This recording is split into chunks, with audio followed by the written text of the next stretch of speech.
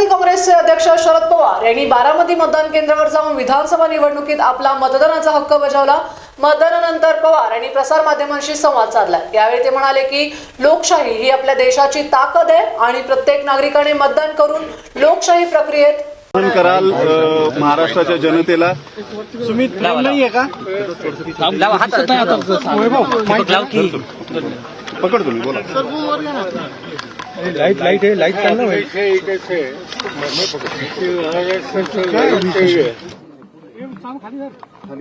खाली शेखर बोल।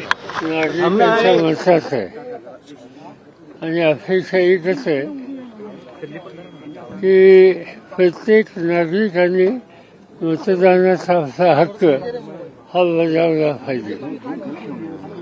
मध्यंतरी लोकसभेची निवडणूक झाली त्यावेळेला महाराष्ट्राचं मतदान 67% आसपास होतं आणि नॉर्थ ईस्टमधली लहान लहान राज्य ही 70, 75, 80% सुद्धा पुढे गेली होती।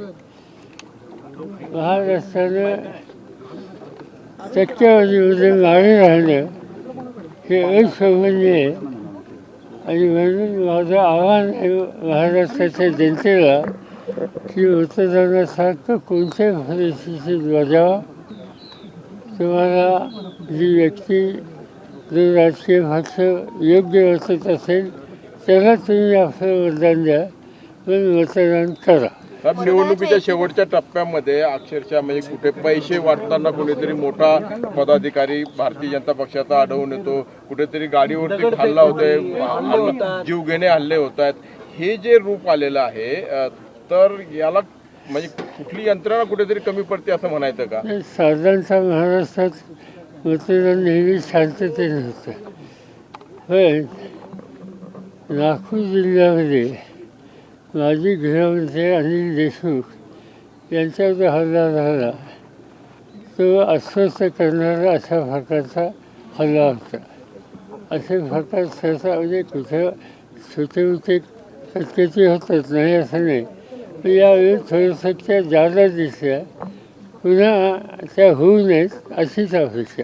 काल रात्री उशिरा एक प्रेस कॉन्फरन्स झाली दिल्लीमध्ये आणि त्या प्रेस कॉन्फरन्समध्ये सुप्रिया सुळे आणि नाना पटोले यांची नावं आली आणि त्या नावांच्या ऑडिओ क्लिप्स घेऊन त्यांच्यावरती बिटकॉईनच्या संदर्भानं पैसे मागितल्याचा आरोप एक IPS झाले पण जॉईन न झालेले IPS आहेत जे बडतर्फ झाल्यानंतर त्यांनी केलेले होते, ते आताही पुण्यामध्ये पत्रकार परिषद करतात। जी व्यक्ती एक महिने तुरुंगात होती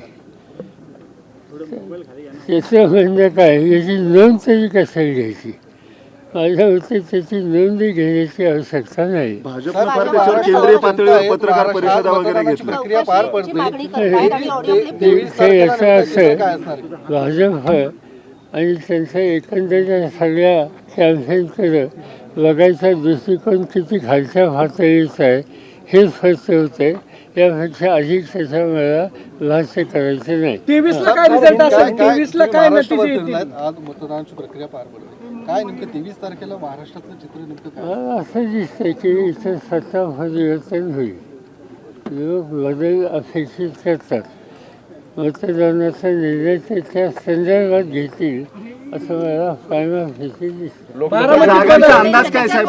काल विनोद तावडेंच्या ज्या बाबतीत जो प्रकार झाला भाजपच्याच माणसाकडनं आम्हाला सांगितलं गेलं असं ठाकूर म्हणतात। असं आहे की त्याची फॅक्शन फुलशन मला माहिती नाही, तुम्ही जी काही माहिती दिली ती बघितली, पण लगेचच मी त्याच्यावर काही भाष्य करणार नाही, कारण ज्यांच्याबद्दलचा आरोप केला जातो त्यांना मी बरेच वर्ष ओळखतो, त्यामुळे